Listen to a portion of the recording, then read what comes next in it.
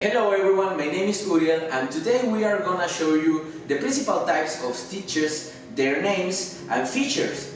All this information for you to improve your designer level using Wilcom. The stitch type bars provide a range of basic feel, and the outline stitch types are more into artistic or decorative kinds. The first type of stitch that we'll see is the simplest. It's used as the run-in, and I'll set it in blue. I recommend you to use run to digitalize run stitch lines. The second one is the triple run, which I'll set in color green. Thread run 3 passes to more.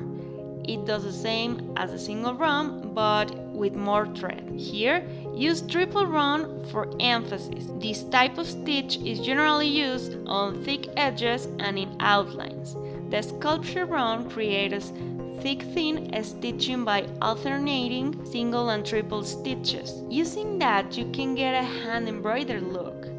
Here, you are able to adjust stitch length, yarn spacing, stitch repeats, and other settings using the Object Properties Docker panel. You can use individual stitch runs to connect objects in your design. Because the function runs cannot be trimmed, they are perceptible to the eye in the final embroidery unless another object were digitalized to cover them. Input C. This tool is great. Look, a counter stitch is made and the width can be modified according to design. I'll use to explain filling stitches. Setting stitch. Setting stitch can be used for outlines or fills. It is suitable for borders and thick contours. It is also suitable for smaller shapes where the stitch spans the entire width of the column. Setting stitches are almost parallel. Since there are generally no needle penetration to interrupt the fill, the setting stitch creates a high-quality glitter effect. Setting stitch can be used with any of the digitalizing tools. Tatami Stitch.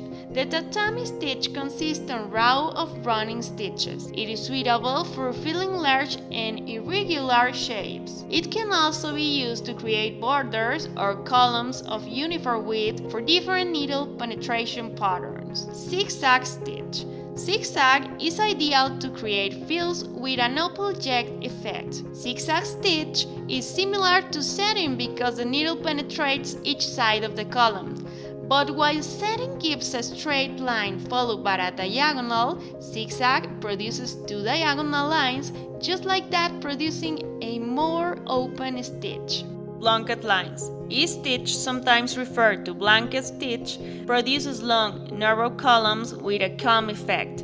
It is often used to stitch borders around appliques. The needle penetrates both sides of the column and then the second side again, laying the thread along the side. E-stitches are usually more open than setting or zigzag stitches. Program split stitch. Use fill stitch types program split to create decorative fill stitches where needle penetration form a tailed pattern. Now use outline stitch types program split to create borders or columns of even width for decorative needle penetration patterns.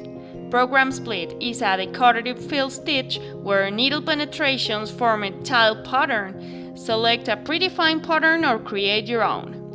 These may be suitable for filling larger lettering shapes or for special effects. Different stitches are applied to different objects. You can change stitches at any stage. In addition to it, this software also provides a stitch effect to create artistic effects such as textures or contour fill stitching. Create interesting corpse effects by shaping needle penetrations to follow the contour of digitalized line. Create brush edge, shading effects, or imitate fur and other fluffy textures. As a tip, use variety of stitch spacing types between dense and open fill to reach shading effects which are difficult to achieve manually. Move underlying trouble runs to the edge of an object to hide them. Then it can't be seen through open stitching. Thank you so much for watching this video. We hope you like it. Follow in social media and YouTube channel. If you have any questions, let them in the comments below.